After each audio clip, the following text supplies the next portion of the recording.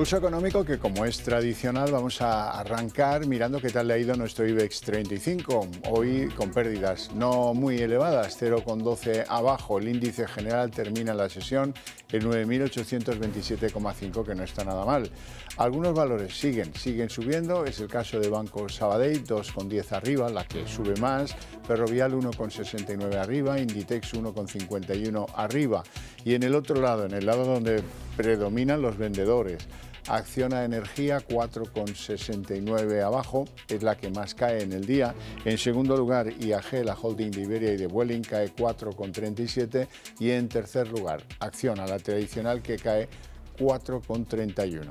Y a continuación les voy a adelantar algunos de los temas que seguro que les van a interesar de la mesa de análisis económico que mantenemos aquí cada día con los mejores especialistas para que a ustedes no se les escape un detalle.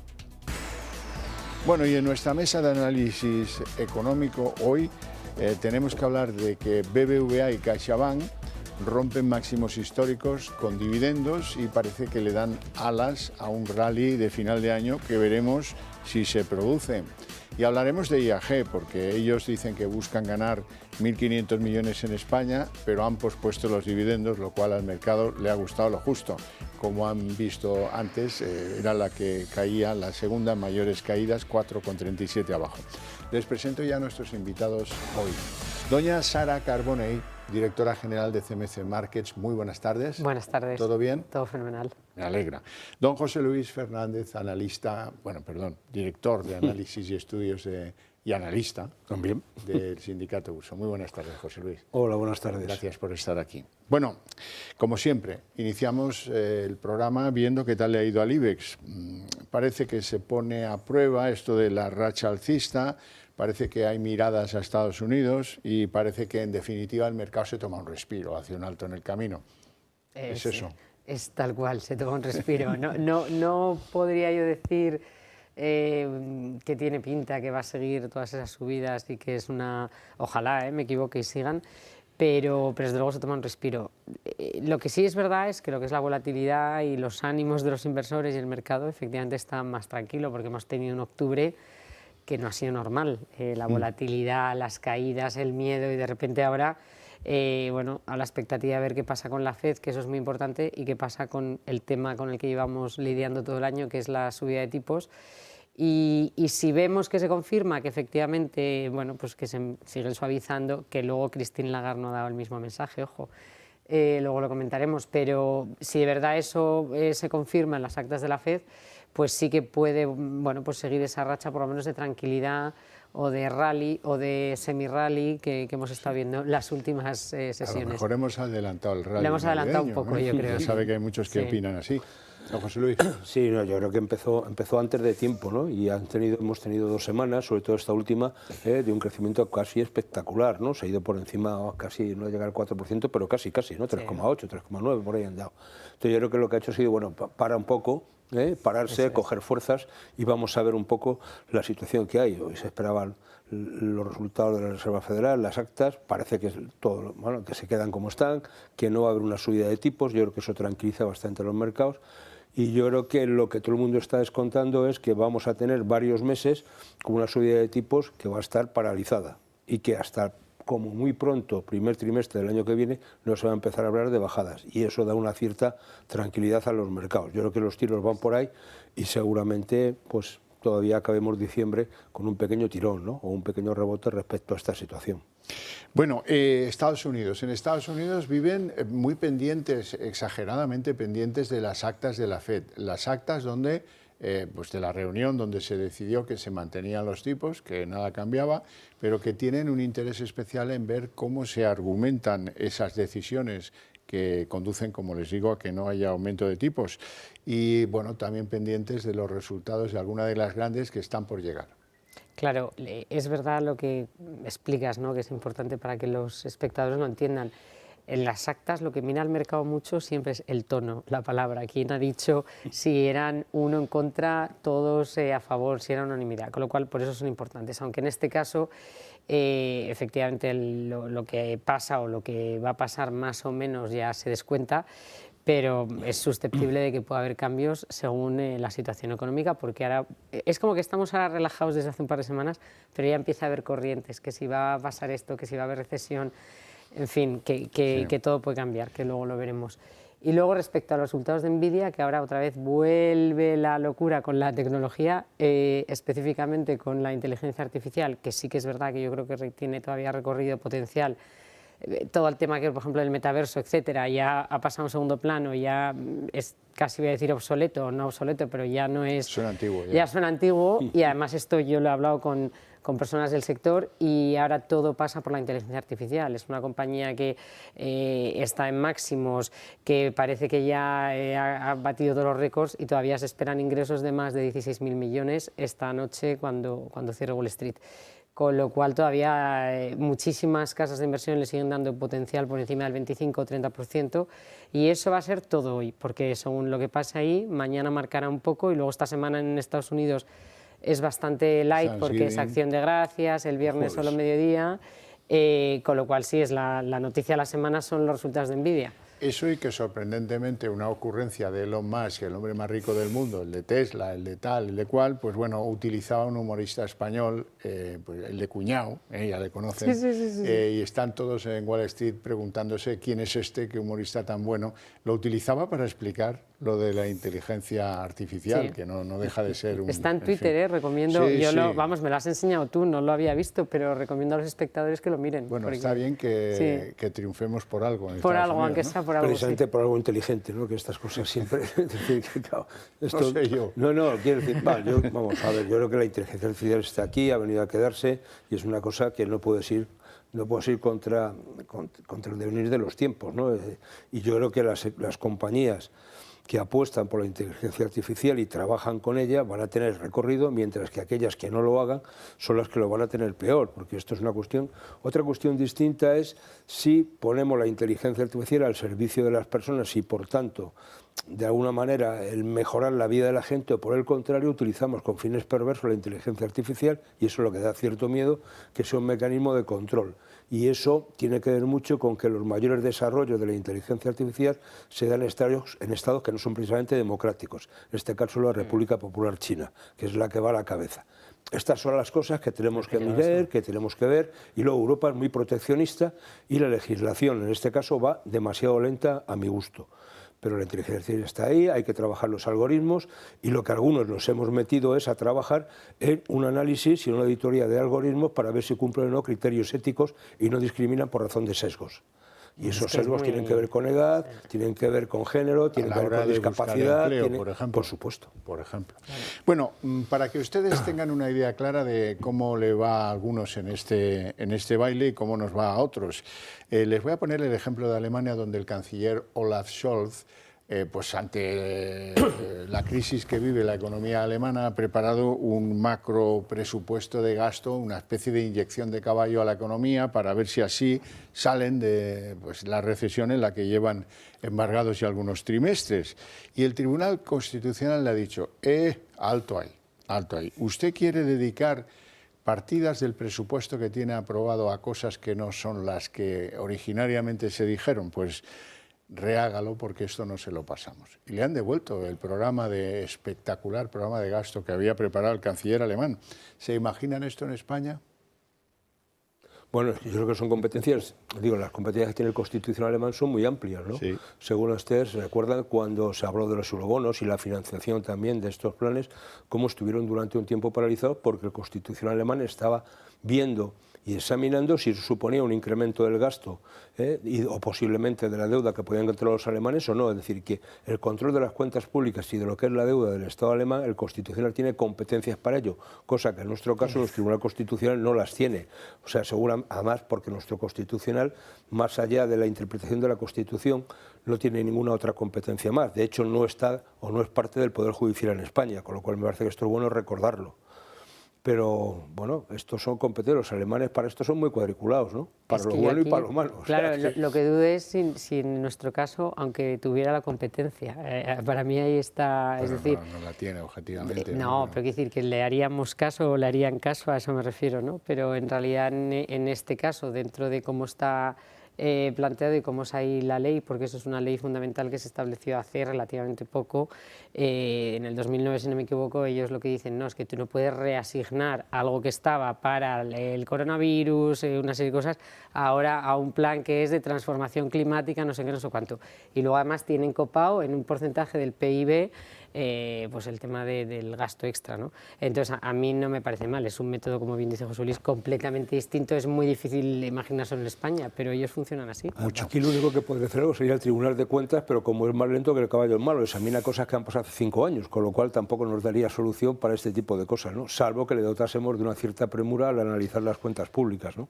Ya, cosa que no parece. Que no parece. No parece. No estamos por la labor. Bueno, hablando de Alemania, en Alemania ya saben que el Bundesbank, el Banco Central Alemán y el Constitucional tienen previstos mecanismos para combatir la inflación, porque en Alemania pues lo que pasó en el 29 con la República de Weimar dejó una huella que sigue ahí, que han trasladado al Banco Central Europeo, aunque no tan rigurosamente. En la celebración precisamente de lo que pasaba en ese centenario de la República de Weimar a partir del año 23, que se celebra ahora, estaba Christine Lagarde y ha dicho que la inflación mata la democracia. Alguien le ha preparado un discurso que ha sido bastante llamativo. Y al hilo de eso, y pensando en el Banco Central Europeo, da la sensación de que se está contrayendo la masa monetaria y que eso pues viene a anticipar un año, el próximo, de recesión en el conjunto de Europa. ¿Cómo lo veis? A ver, da la sensación, no, se está contrayendo de verdad, ¿no? Además, haces bien en hilarlo, porque lo que ella ha dicho hoy en esa jornada, que se llamaba la inflación mata la democracia, básicamente, con mucha intensidad, es que ellos, o sea, el máximo objetivo es estar en el 2% por debajo y que harán todo lo necesario. Sí, y que seguirán, es decir, que a mí no me parece mal, porque lo que ha hecho es un poco decir lo que hablábamos al principio. Ojo, tampoco nos tranquilicemos demasiado, porque si hay que volver a subir tipos, los vamos a volver a subir. Paralelamente a esto, es verdad que hay muchos economistas que están alertando ya, viendo esos datos de la contracción de la oferta monetaria, que además en Estados Unidos es la primera vez que pasa en más de 70 años, de una posible recesión, que también es verdad que se decía que iba a ocurrir en 2023 y todavía no ha ocurrido, especialmente en Estados Unidos.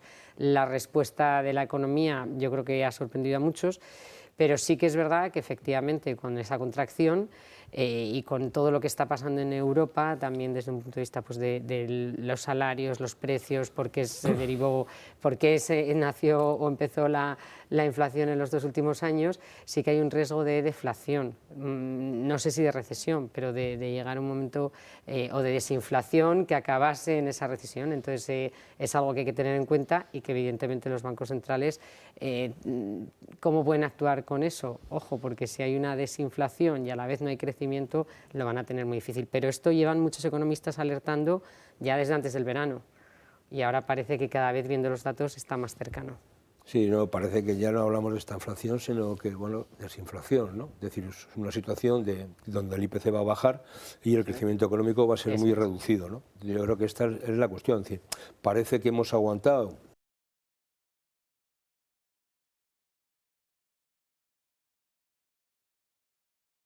la zona euro en general, más o menos hemos pasado 2023 o acabaremos salvando más o menos los muebles con un crecimiento muy escasito, pero sin entrar en recesión técnica, porque vamos a ver si todas las previsiones, y hablo pensando en nuestro país, en España, donde todas las previsiones nos dan que vamos a retroceder respecto a las previsiones del gobierno. Es decir, si este año acabamos más o menos en el 2,2, el año que viene nos vamos a ir 1,6, 1,7. Y eso implica ya una afectación muy directa a situaciones de crecimiento, sobre todo lo que afecta al empleo y, por tanto, la riqueza que se genera con el trabajo. Y, por tanto, claro, si no trabajas no produces. Y a partir de ahí entramos en una cierta dinámica, ¿no? Tiene que ver con los ingresos y tiene que ver con esa situación de si en España, cuando no funciona la demanda interna, no crecemos, más allá que las exportaciones sean un indicador que pueda anticipar o no. Entonces, me parece que esta es la gran crisis que tenemos encima de la mesa. Por tanto, Christine Lagarde, cuando dice esto tan rimbombante, ¿no? Que la inflación acaba con las democracias, hombre, de luego acaba, o lo que supone es que empobrece más a la gente y, por tanto, la gente más pobre se rompe un principio básico de cualquier democracia, que es el principio de igualdad, ¿no? Y que a partir de ahí hay situaciones muy comprometidas, ¿no? Porque cuando hay situaciones de pobreza, bueno, son difíciles de gobernar. Y eso Europa no está acostumbrada o no ha pasado, lleva décadas, ¿no?, que no está en esa situación. Pero ojo, una cosa, si me deja saber también, que tampoco podemos, yo creo que estamos muy acostumbrados a que el papel de los bancos centrales es que esa oferta monetaria, es decir, que hay un exceso de liquidez, que también eso tiene sus riesgos, que eso ya decía Keynes, Con lo cual lo que yo creo es que lo que estamos haciendo mal o lo que hay que solucionar y donde está aquí la gran bola es actuar no solo en la oferta monetaria o en la liquidez, sino en que cada país, en el caso de Europa, pues eso, haga políticas para incrementar la productividad, el empleo, etcétera. Y entonces así sí hacer un crecimiento económico y que crezca el PIB. No solo que pensemos que el Banco Central Europeo es el que tiene que arreglar todo, o metiendo dinero eso tiene que o ver con que el sacándolo. Banco Central Europeo empieza a dejar de dopar la economía de los Estados miembros. O sea, así de simple, Puede ¿no? que se hayan pasado Ahí está, ahí está. Claro. Bueno, vamos a España, como decía don José Luis. En España tenemos nuevo gobierno, hoy han jurado los 22 ministros y hemos visto, pues eso, vamos conociendo quiénes son, etcétera. ¿Cuáles son, desde su punto de vista, los grandes inconvenientes económicos del nuevo gobierno, José Luis? Bueno, pues que hay, iba a decir que hay mucho indio para poco jefe, ¿no? O hay más jefes que indios, como quieran verlo, ¿no? Da igual, hay como 8 ministerios que tocan el área económica, ¿no? Más o menos echando la cuenta, más allá de los tradicionales. Entonces, me parece que esto lo que lleva consigo es un incremento de departamentos, de secretarías de Estado, etcétera, y por tanto gobernar esa situación y coordinar va a ser mucho más complejo, bueno, porque se ha repartido mucho el pastel. Entonces a mí me parece que la clave, más allá de que si Nadia Calviño continúa o no y que Escrivá pegue el salto o no, que ahí, oiga, bueno, más allá de esa situación, lo que está claro es que afecta muchos ámbitos, ¿no?, de la vida política. Entonces a mí me parece que es una cierta continuidad de las políticas que veníamos, no hay nada nuevo bajo el sol en este sentido. Me parece que la propia composición del gobierno nos indica que va a ser un gobierno más gastador, y no quiero emplear el término de rochón, pero luego más gastador, y lo que me parece y me preocupa es que realmente ese escudo social que tanto nos han dicho, cuando seguramente nos haga falta, que va a ser a mitad del 2024, pues tengamos un escudito, porque nos hemos gastado en lo que queda de año, seguramente en cosas que no son tan necesarias, y tiene que ver mucho con el rédito político y no con el rédito de lo que necesitan los ciudadanos. Tratando de definir el primer objetivo económico, la contención de los precios, el aumento de los impuestos o las pensiones, ¿cuál cree usted que es el principal inconveniente económico para este gobierno? Inconveniente, yo creo que tienen, no sé si decir inconveniente, desde luego reto, pero la inflación, hilado también con lo anterior, que lo que se tiene que hacer eso es atajar en el largo plazo. El tema de los impuestos me parece que es, sí, quizá un inconveniente, y luego la relación con las empresas importantes, porque al final está como bastante destruida, ¿no? Claro, si siguen apretando o siguen subiendo impuestos a quien da trabajo, a mi modo de ver, porque además esto es una opinión, pero al final lo único que puedes conseguir mejor es o que se vayan fuera, fuga de talento, lo que siempre ya sabemos que ocurre, y para mí eso en el largo plazo no estimula el crecimiento de la economía. Lo que pasa es que yo no sé hasta qué punto ellos quieren un proyecto de largo plazo, o quieren un poco lo que dice José Luis, pero más... yo lo que no veo es el inconveniente, es decir, que este gobierno yo creo que no tiene ningún inconveniente. Es decir, lo que tiene son retos. Sí, bueno, o sea, al final le da igual, si hay que darle, hay que utilizar el boletín, se utiliza el boletín oficial del Estado, no tiene ningún problema, ¿no? El tema es cuándo lo utiliza, en qué momento y de qué manera, ¿no? Por ejemplo, utilice usted para defractar la tarifa del IRPF, y eso no es subir los impuestos, pero eso aliviaría o mejoraría la renta disponible de los hogares, pero eso no lo van a hacer. Es lo que no va a hacer. Pero bueno, pero eso es una cosa, fíjese que es sencillo, ¿no?, de poder hacer.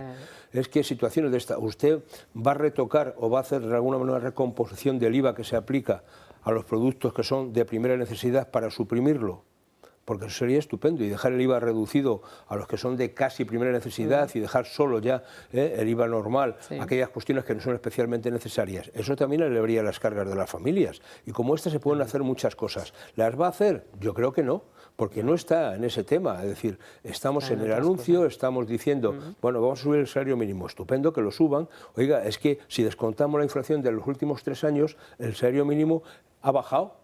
O sea, está por debajo de los 940 euros, ¿no?, cuando en 2021 acabó los 950. está en la situación que hay, oiga, con la espiral inflacionista que hemos vivido, donde recuerden ustedes que sacábamos pecho de que estábamos liderando la bajada en Europa, ya la media europea nos ha bajado, ya está en Europa por debajo del 3, nosotros estamos en el 3,5 y con una subyacente que se nos dispara. Pues entonces yo creo que inconvenientes ninguno, porque, vamos, iba a decir un taco, pero me lo callo. Les da igual, sí. Bueno, vamos con algunos nombres propios en la bolsa española. Es el caso de IAG, que quiere ganar 1.500 millones en España, pero que ha producido ciertas desconfianzas en el mercado y las está pagando porque posponen el dividendo. Bueno, yo creo que el mercado, en mi opinión, no han mirado muy... que tiene buena pinta para el futuro, que es un proyecto otra vez de largo plazo y ambicioso, y efectivamente hoy ha sido catastrófico. Me atrevería a decir que mañana quizás es un buen día donde va a remontar y donde muchos inversores van a entrar. Se ha quedado barata, ¿no? Claro, se ha quedado muy barata porque yo creo que es desproporcionado. Si se lee y se analiza todo el proyecto que tiene, ahora claro, el mercado, pues eso nunca le gusta nada, que de repente se aplace el dividendo, y además hay muchas estrategias inversoras, no solo de minoristas, sino institucionales, que van en función del dividendo, con lo cual se deshacen posiciones. Pero a mí me parece que el plan está bastante bien. Sí, pero yo creo que fundamentalmente le pueden estar penalizando el que no acaba de formalizarse realmente la fusión con Air Europa, ¿no? Es decir, este tipo de situación, porque es lo que le garantiza los slots de vuelo a IAG en Europa. Y esto es clave, es decir, porque si no tiene una parte del accionariado de titularidad europea, no podrá volar. Hay que no olvidemos que el Reino Unido ya no pertenece a la Unión Europea y que IAG es una empresa teóricamente británica, aunque participada mayoritariamente por los Emiratos y por Qatar. O sea, que este tipo de situaciones están ahí. Yo creo que el que no se haya materializado, que estoy todavía pendiente de ese informe de la Comisión Europea, ese tipo de situación puede estar penalizando y que también de alguna manera esté garantizando la liquidez para hacerse cargo de esa cartera. Pero vamos, tampoco lo sé y realmente la gente va a seguir volando y si el tiempo mejora, pues volará más. Y van a reducir la deuda, mucho proyecto también para la experiencia del viajero, para las dos patas españolas, la que no es British Airways, con lo cual yo creo que ha sido un poco desproporcionado el castigo de hoy. Veremos mañana. Bueno, veremos mañana. BBVA y CaixaBank están rompiendo máximos históricos y además con dividendos, con lo cual pues pueden dar alas a un rally de aquí a Navidad.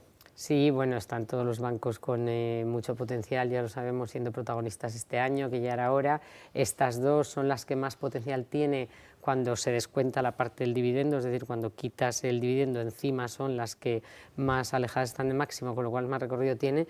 Pero en general todos los bancos, Bankinter también tiene mucho potencial, han tenido muy buenos resultados todos, conteniendo en muchos casos pues la morosidad, veremos el año que viene y al final en realidad el sector, lo hemos comentado una vez aquí, está en auge. No, yo creo que va bien, aparte de eso también el Sabadell, ahí está situándose, es decir, que yo creo que está ahí, y además yo creo que el BBVA ha culminado prácticamente o casi a completarse el programa de recompra de acciones, que es una forma indirecta de aumentar el dividendo, ¿no? Con lo cual también, no solamente de manera directa, sino de manera indirecta, está potenciando a los accionistas. Yo creo que eso le ha ido muy bien, y así como el Santander parece que está en una situación de que no acaba de salir, BBVA hasta que se sale, ¿no? Digo, coloquialmente. Bueno, y pero tengan en cuenta lo que está pasando en Acciona y en Acciona Energía, porque ya son varios los días en los que lidera las caídas, las bajadas en el IBEX 35, por diferentes asuntos, pero bueno, en cualquier caso, que se queden con eso, con la copla de que las ventas predominan tanto en Acciona como en Acciona Energía. Les agradezco mucho su presencia en el programa, sus opiniones todavía más, y a ustedes su paciencia y su interés desde sus hogares. Pero para ustedes, solo para ustedes, tengo premio, y es que a la vuelta de publicidad arrancamos aquí la redacción abierta de la tarde.